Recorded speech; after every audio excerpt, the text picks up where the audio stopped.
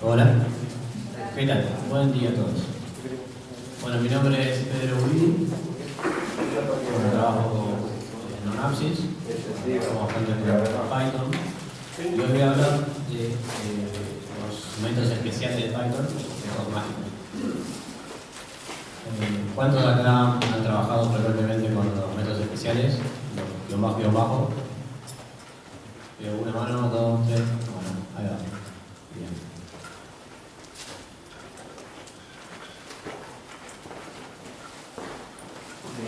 Bueno, vamos a hablar un poco. Este es un tema un poco de referencia en Python. No es un tutorial, no es algo que está bueno como de tenerlo a mano y cada tanto uno cuando lo necesita termina recurriendo a la colección de referencia. ¿Qué son los métodos mágicos? Bueno, en especial en todo el tema de clases y objetos en Python, definen mucho comportamiento, casi todo, de los operadores, bueno, vamos a ver distintas funcionalidades muy pitonescas que están definidas por los métodos mágicos, ¿no? Y tienen la particularidad que empiezan el nombre con doble guión bajo y termina con doble guión bajo. Justamente, bueno, muchos sabrán, es como una convención, un nombre reservado, pero no crea métodos por lo general con esa nomenclatura, ¿no? Bueno, tenemos varios tipos de métodos mágicos. Los más comunes que habrán visto, habrán usado muy seguido, es por ejemplo el guión bajo init, ¿no? Para que crear una clase nueva. Básicamente es el método para inicializar una nueva instancia, ¿no? Con la clase que uno definió.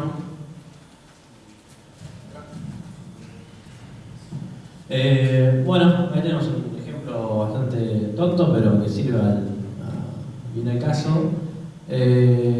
No está ejemplificado acá el new. El new, por lo general, bueno, se puede usar para una factory, digamos, para instanciar nuevos objetos. Se usa, por ejemplo, para inventar un singleton o cuestiones así, como clases. El del es medio tricky. En realidad, bueno, no se recomienda utilizarlo porque se llama cuando se destruye la instancia. Que en el caso de Python hay veces en la cual si él no puede llamar al den, puede destruir la instancia, depende también del garbage collector. Entonces no está bueno depender por ahí de cuestiones de, por ejemplo, cerrar una conexión o cuestiones como no es una buena práctica depender de nuestros objetos.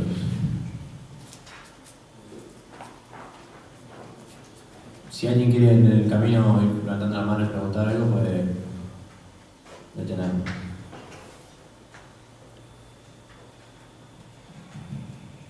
Bueno, en cuanto a comparación, por ejemplo, bueno, ahí un ejemplo un poco más largo, por ahí como uno de nosotros lenguajes, o capaz también en Python vamos a implementar una comparación. Lo ideal sería, por ejemplo, si yo tengo dos instancias de una clase, lo que sea, persona, y quiero comparar si son iguales, utilizar la menor cantidad de código, ¿no? Al momento de hacer la comparación, como para eso en Python tengo los métodos, bueno, el compare, cmp, o por separado, ¿no? Que básicamente reciben la otra instancia contra la que estoy comparando y retorno true o false. Acá, o sea, a medida que uno por ahí va encontrando más de estos métodos que pueda darle uso para agregar lógica dentro de las clases, de nuestros objetos. ¿Se escucha bien? Hola. Sí. Es como un poco tentador a veces seguir agregando, encapsulando nuestras clases, por ahí más lógica, y hasta a partir de un cierto punto también que me parece termina siendo hasta casi peligroso encapsular demasiada lógica, ¿no? Y que desde afuera, para el que usa por ahí, que no precisamente es la misma persona, nuestra clase sabe qué es lo que está haciendo adentro. Puede ser sobrecargando a los operadores, haciendo muchas cosas por dentro, ¿no? Bueno, preguntas como respecto a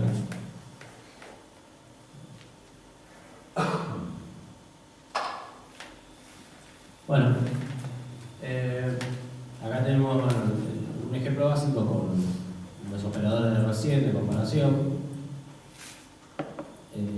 Cabe aclarar que cuando, por ejemplo, bueno, si tenemos dos integers, dos números enteros, por ejemplo, Python ya sabe cómo comparar dos enteros, sabe que si dos son iguales. Pero si tenemos dos clases son personas, en este caso una clase persona con un montón de atributos, termina comparando por la referencia. Cuando uno hace si mi instancia es igual a otra, compara, el intérprete compara si es la misma instancia con respecto a dónde apunta, ¿no? Pero de esta manera, por ejemplo, no solo implementé en este caso, no implementé compare, sino por separado, mayor que, menor que, y en igual. En este caso solamente lo único que necesito saber si tiene el mismo DNI para saber si es la misma persona. Y lo mayor o menor que, de comparación con el atributo de edad de la persona. Pero bueno, este sería el comportamiento esperado.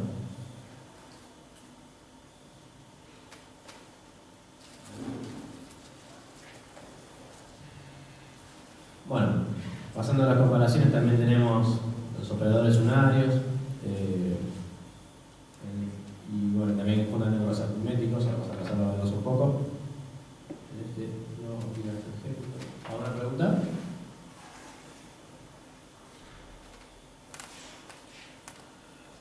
Bueno, los operadores aritméticos. Esta es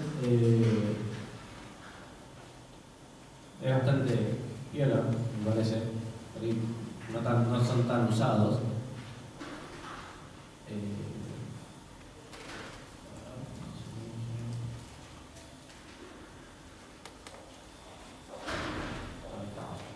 Bueno, en este caso, los operadores aritméticos, estos se aplican a cuando uno hace la operación previamente dicha, por ejemplo, una instancia más otra instancia, pero no la operación con asignación, que cuando hace uno inline, por ejemplo, mi variable es el return es igual y luego es igual el operador, es igual más tal otra instancia.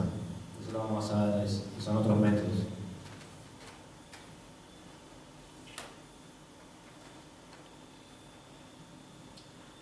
Bueno, representación de las clases. El STR es lo que se llama cuando se requiere una representación legible para humanos de nuestro objeto. Por lo general, cuando uno hace un print, se termina llamando STR. Y bueno, el rep es más bien la representación formal del objeto. También en Python 2.7, o sea 2.6 y 2.7, está _Unicode, que cumple la misma función que el STR. La diferencia es que tiene que retornar un Unicode y además, si uno implementa _Unicode y no implementa _STR, no funciona. Uno, digamos, siempre debería implementar STR porque no sabemos si el que esté corriendo tiene el lujo de tener Unicode. Bueno, en este caso también, si uno no implementa el método STR, cuando termina haciendo un print por ejemplo, en este caso de una instancia, lo que se muestra, bueno, acá ya está implementado, dije por el output, termina siendo el corchete, el mayor, menor, con el nombre de la clase y la dirección de la referencia de la instancia. muchas veces es más práctico implementar el CTR con algo representativo del objeto para no tener que agregar un punto nombre, por ejemplo, cuando uno termina haciendo un print o, no sé, lo tiene uno en un template de Django, por ejemplo, donde uno con los tags del template termina imprimiendo una lista de ítems, personas se ahorra, digamos, tener que agregar qué atributo de ese objeto imprimir, literalmente solamente el objeto. En este caso, bueno, imprimo el nombre y el nombre.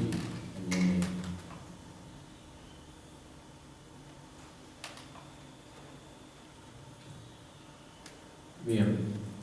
Acceso a atributos.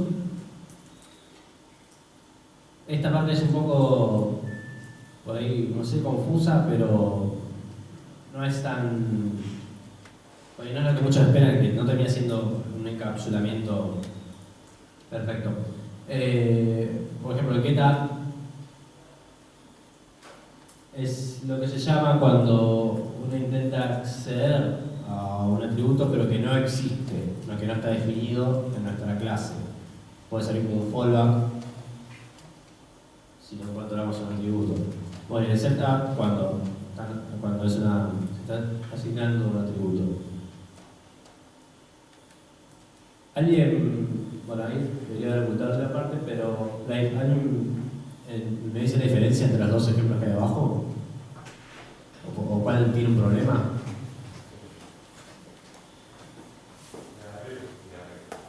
Bien. ¿Por? Claro. Bueno, un problema a tener en cuenta, acá atento es justamente desde estos métodos, si lo llama de nuevo, llama acceder a otro atributo, por ejemplo, el setup, entra en un loop recursivo que vuelve a llamar a setup.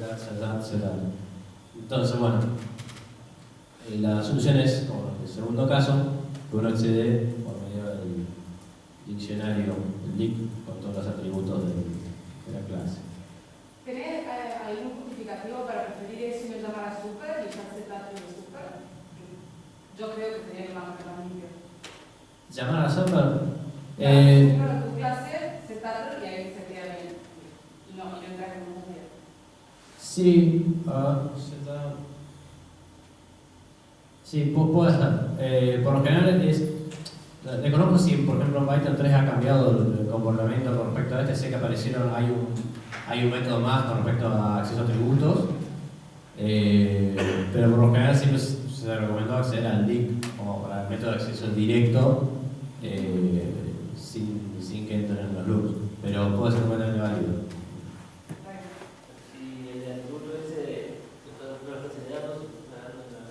Lo que estás llamando a super, usas el setup del papá. No es que seteas el atributo en el padre, sino que usas el seteador de atributo del papá, que lo heredas de object.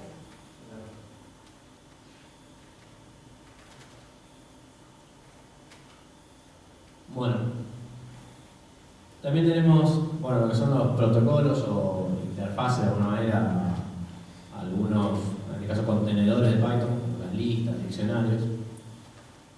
Y bueno, tenemos métodos como el getItem para justamente, por ejemplo, usar la nomenclatura como el acceso por key. Bueno, tenemos el let. En el caso de los mutables, uno para mí muy interesante es el contains.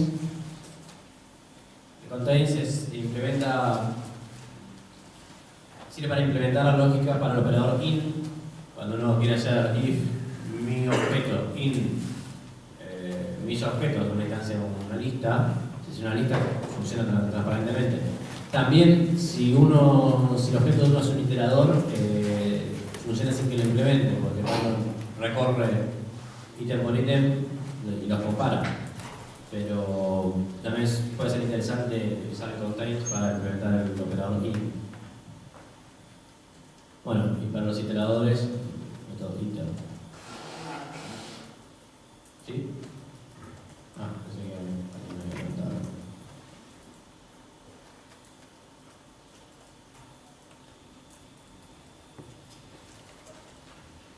Bueno, Acá otro ejemplo simple, que en realidad lo único que hace es dropea otra lista en la instancia y define los mismos métodos para set item. Termina siendo en este caso como accediendo directamente a la lista que tengo que hacer punto valores. Que bueno, podría ser en realidad otra implementación, podría ser otro tipo de datos, podría ser un acceso a una base de datos o en otro lado.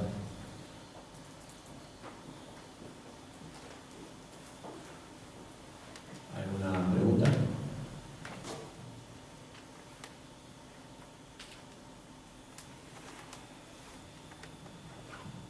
Bueno, esto es también la misma clase de recién. Por ejemplo, alumno.notas que calificaciones es nada más que una lista, la lista que implementamos. Accediendo por aquí.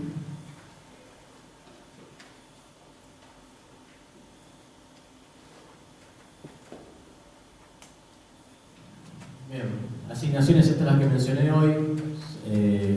Son las mismas operaciones de asignación que podrá hacer, pero las aumentadas o las diferentes asignaciones.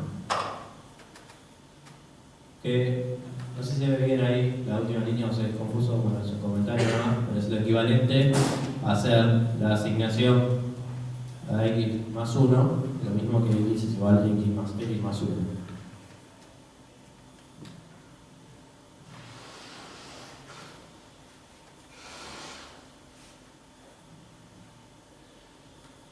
Bueno, en el caso tenemos el caso de isInstance y de subclass, bueno, hay los métodos por ahí de reflection. Bueno, isInstance es para chequear si una instancia es instancia de tu clase y lo mismo si deriva de la clase definida.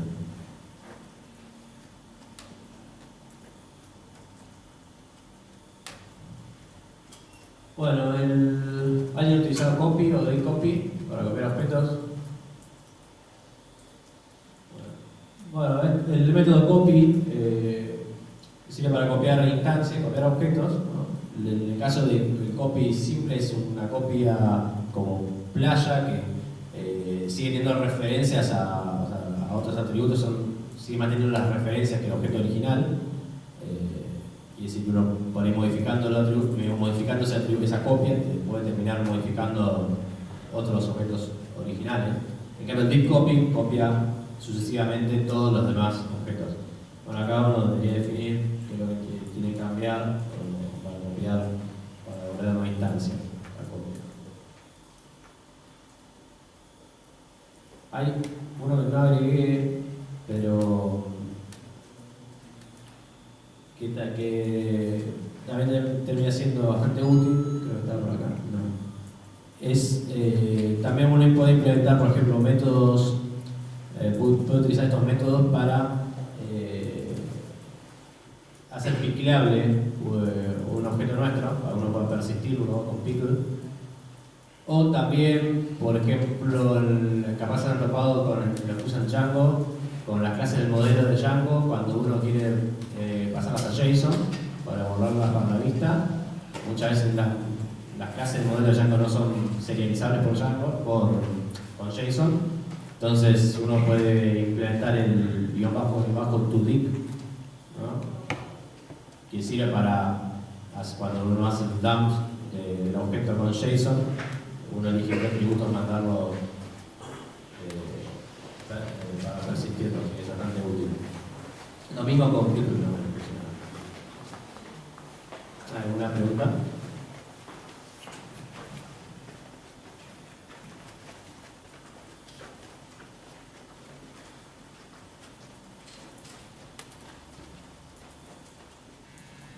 Bueno, en Python 3 no hubo muchos cambios con respecto a esto.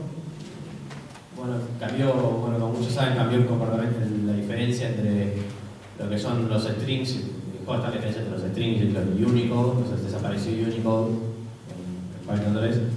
Como decía hoy, en Python 2.7 también siempre fue opcional implementar el Unicode. Hay algunos más que no están, pero porque eran los mismos que se podían implementar, que eran, por ejemplo, el CMP, que podías implementar el CMP o por separado todas las comparaciones, eran redundantes con otros métodos.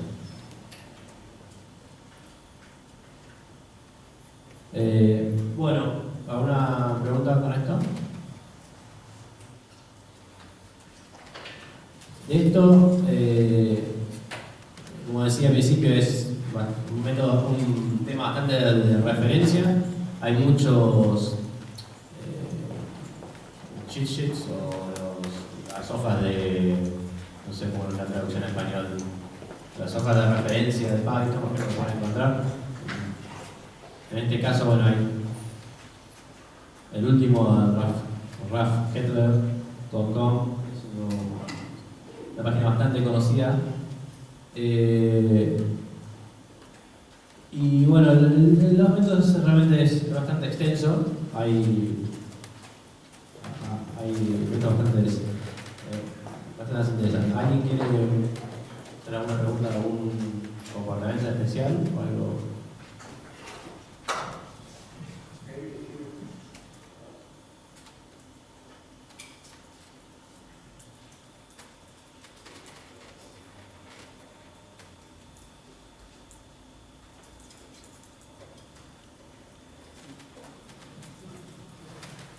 Bueno, sí, estamos un poco complicados de tiempo.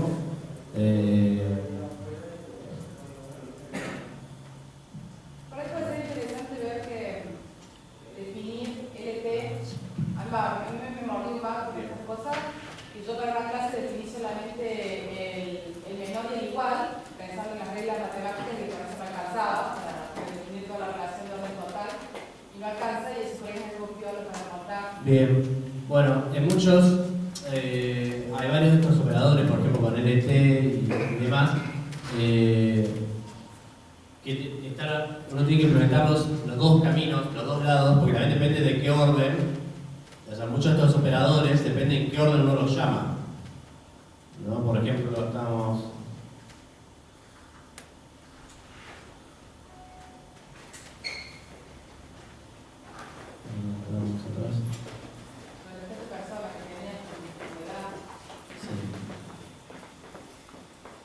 Acá estamos. Bueno, en este caso tenemos implementados todos prácticamente, o por separado, con el atributo de edad.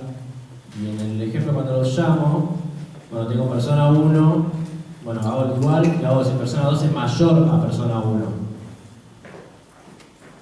En realidad yo termino llamando a persona 2.gt con el otro, que es la otra instancia. ¿Se llega a ver ahí? Claro, bueno, hay veces que uno depende de la instancia, el orden que lo llame, termina llamando a la otra instancia.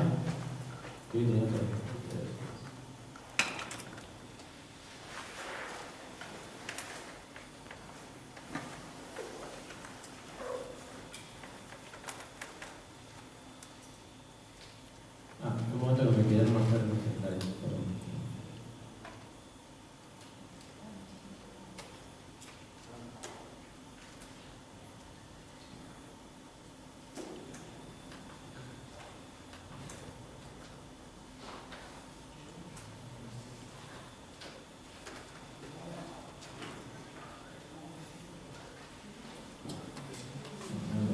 No les pido disculpas, no fueron unos slides.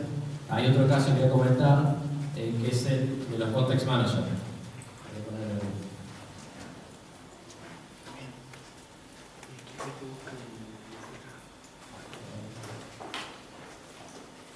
¿Quién ha utilizado aquí un implementado context manager con WIP?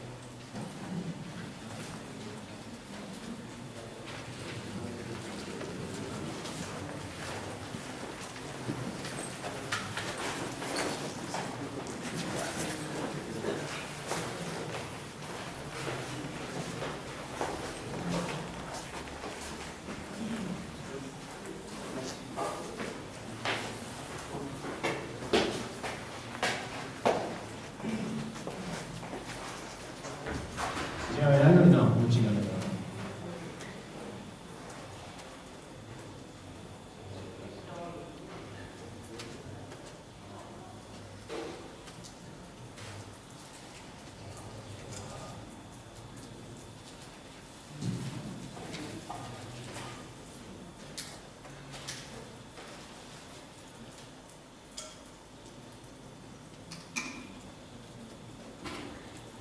Bien, bueno, me imagino que muchos habrán usado esta sintaxis. ¿Se ve por el fondo? Sí. Con el método, bueno, with, y un método, un caso muy común es abrir archivos. Luego dentro de este bloque, dentro de este es un context manager, donde trabaja con F, que es lo que me retorna la primera llamada. Y lo práctico acá es que, bueno, no tengo que encargar de, en el caso del archivo, cuando termino de trabajar, de cerrarlo. Porque la idea del context manager, que uno lo implementa con solamente es enter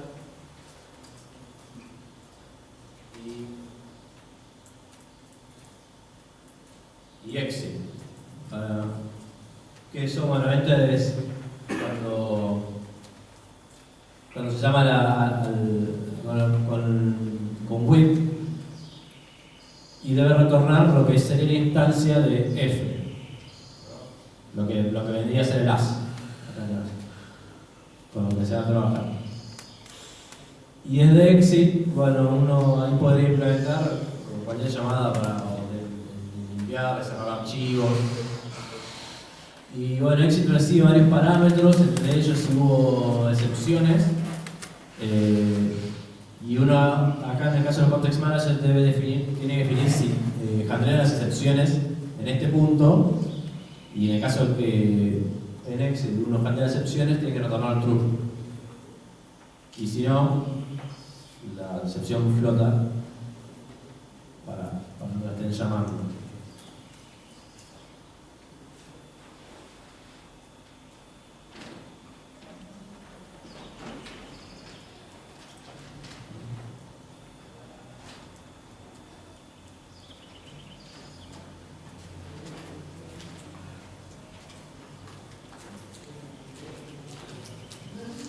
¿Alguna pregunta?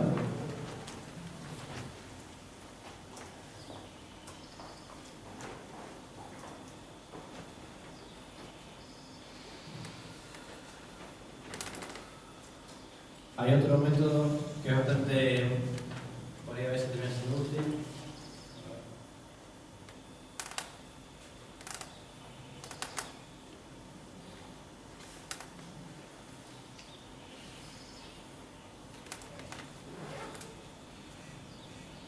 Bueno, que es el call. Cuando uno quiere hacer una clase, por ejemplo, que sea llamable, parable, que no toma parámetros, recibe, bueno, acá recibe si todos los parámetros cuando uno llama a una función, dentro del paréntesis.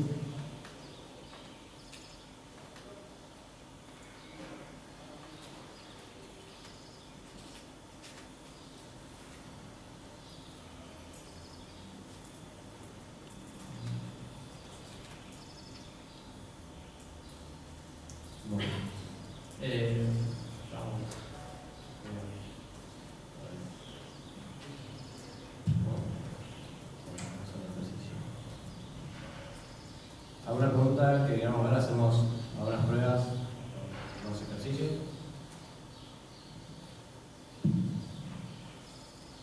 ¿Propongo?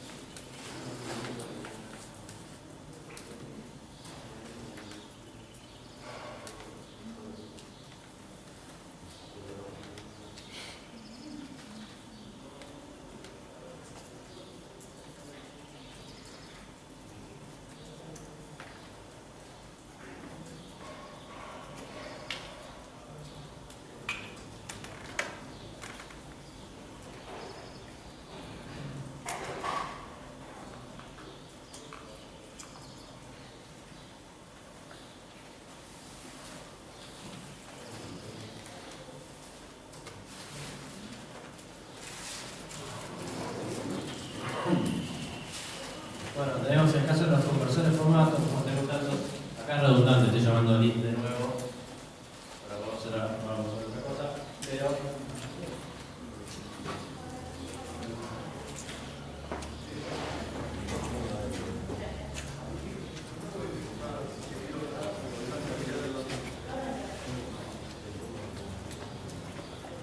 bueno,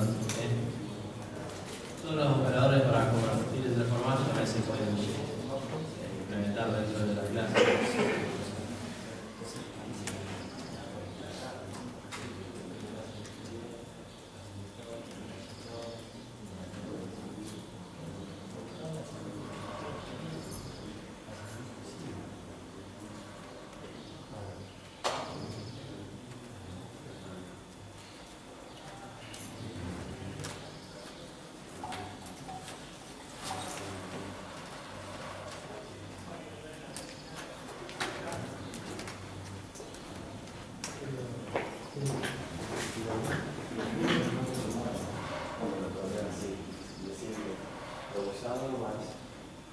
Tenemos también el round, que es el redondeo.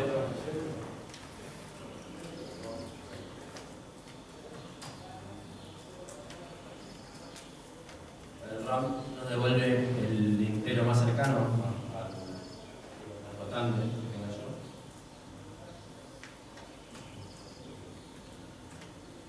Lo mismo.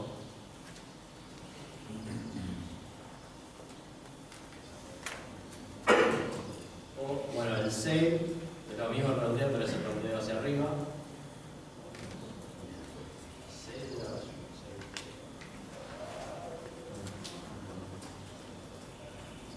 ¿Sí?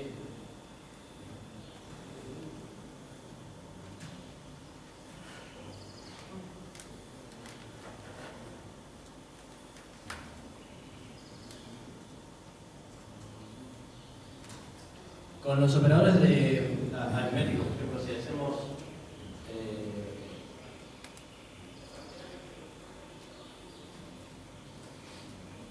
el A, que recibe el otro,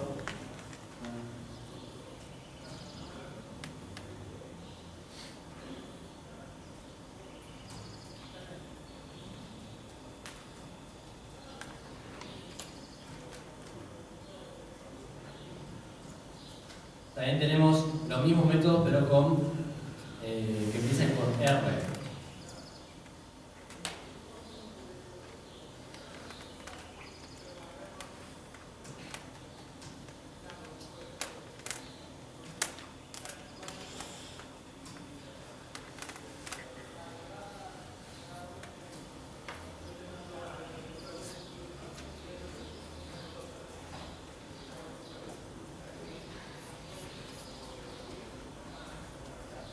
Que en el caso que uno llame, por ejemplo, sume dos objetos, termina llamando el R si uno de los dos no tiene definido el método A. Creo que casi todos los operadores aritméticos tienen definida la contraparte de R.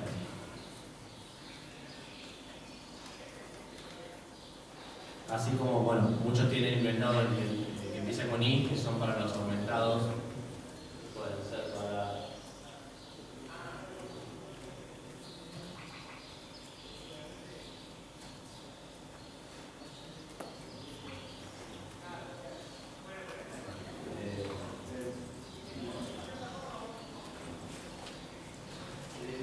sería para el operador division.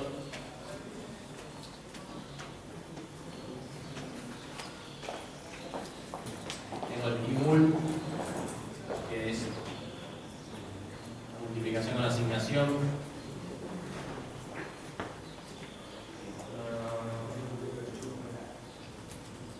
Tengo lo que sería el imod, que es el módulo con asignación también.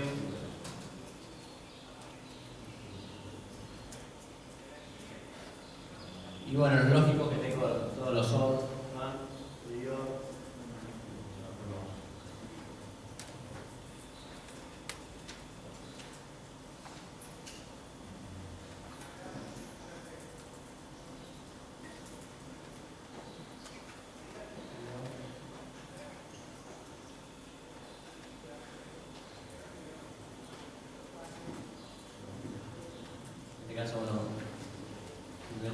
es.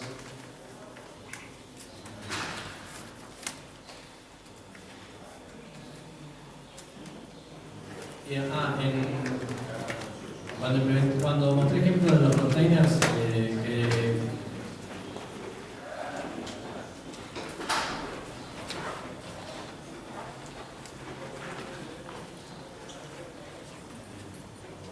este método contain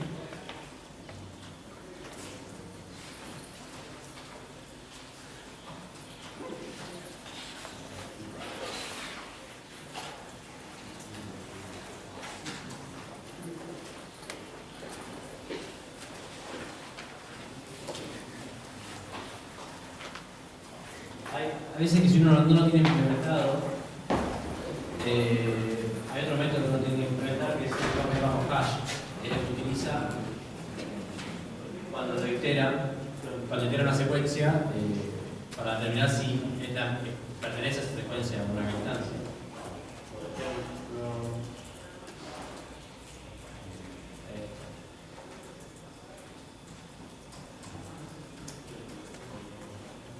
y esto retorna un individuo. Es una manera de determinar la unicidad de una instancia. Pero si implementan contains, no hace falta implementar hash. Con lo cual permitiría hacer if.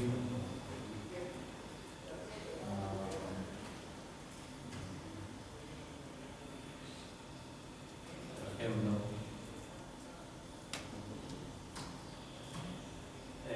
Terminaría llamando a como parámetro en ítem.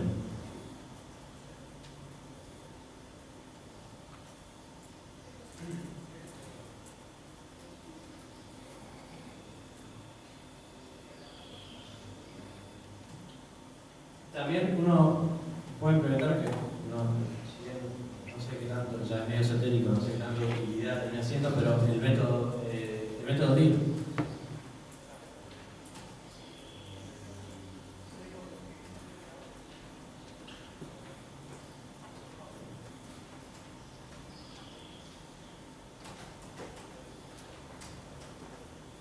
Que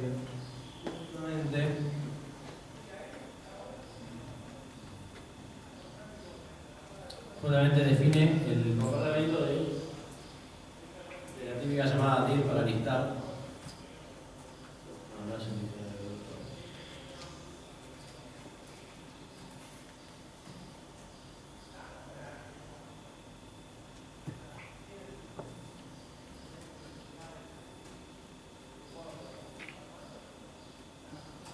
Bueno, el comportamiento de la llamada dir que lista todos los métodos del objeto también se puede radiar.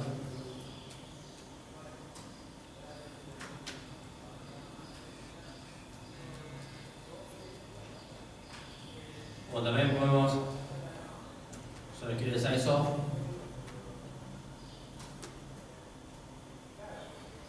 Que en este caso size of, nosotros no lo terminamos llamando adrede, pero sí se llama, sí lo llama sys con algunas instancias, sys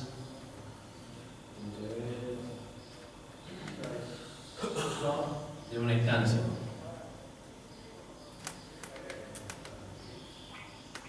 En Python no tiene mucho sentido, pero sí puede ser de utilidad para poner intenciones de Python escritas en C.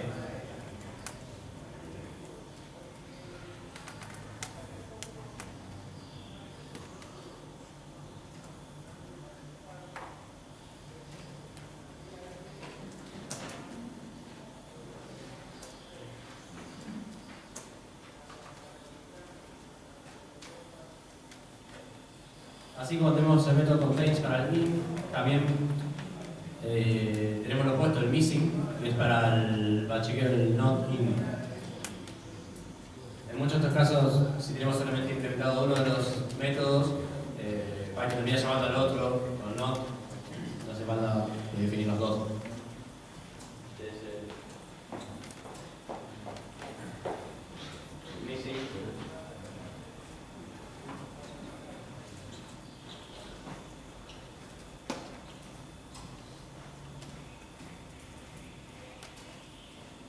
Y como es una secuencia, también podría solicitar el orden reverso de toda la secuencia. Cuando hacemos una lista reverso.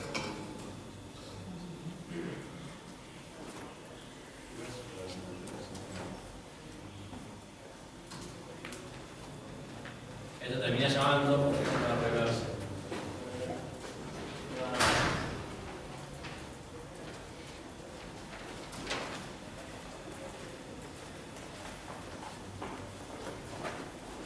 Bueno,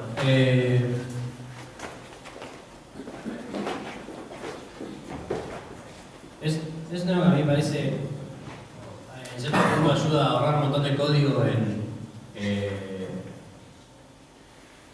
por ahí en momentos que uno tiene que hacer comparaciones o chequeo o reglas entre instancias de nuestras clases, que lo puede relegar a implementarlas dentro de las clases mismas y ahorrarse hacer las típicas if mi objeto punto, mi atributo es igual al objeto 2 punto, el otro atributo, etc. Puede empezar a relegarlo dentro de cada clase.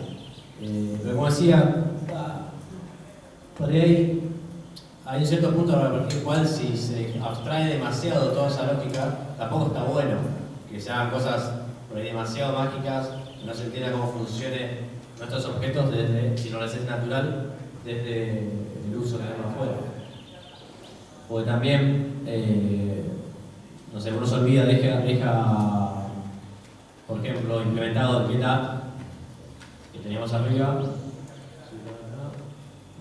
GetUp, y por ahí da lugar a bugs que uno no ha pasado que si no tiene implementado el GetUp y siempre retorna algún atributo, por ejemplo, bueno, porque es un fallback que se es llamado en caso de que intento acceder a un atributo que no existe.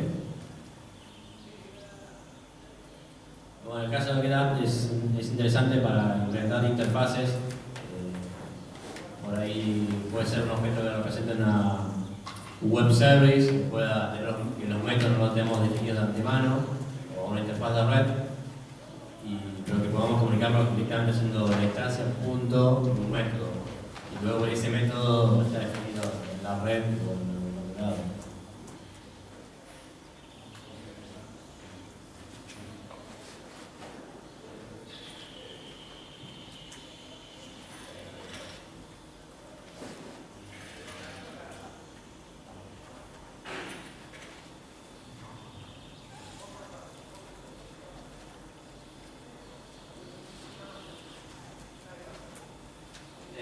Bueno, eso ha sido todo. Si quieren seguir hablando del tema o otro tema, voy a andar dando vueltas por pasillos. Y, como siempre recomiendo tener alguna de estas referencias cerca del escritorio, en especial está la documentación de Python, la última, esta es la Python 2, la de Python 3, hay una muy extensa, lo que sería el Dive.Python. Pero que es solamente la versión de Python 3. No ha cambiado mucho, salvo algunas otras cosas relacionadas a Unicode y algunos comparadores que están desglosados en 6, 8 comparadores y ahora tenían también su contraparte como CMP, que han sido eliminados, pero no hay ningún cambio importante, son cosas así redundantes. Pero como resumen y más práctico, el último que he conocido es muy práctico tenerlo a la mano siempre. Como ayuda. Bueno, gracias, les agradezco.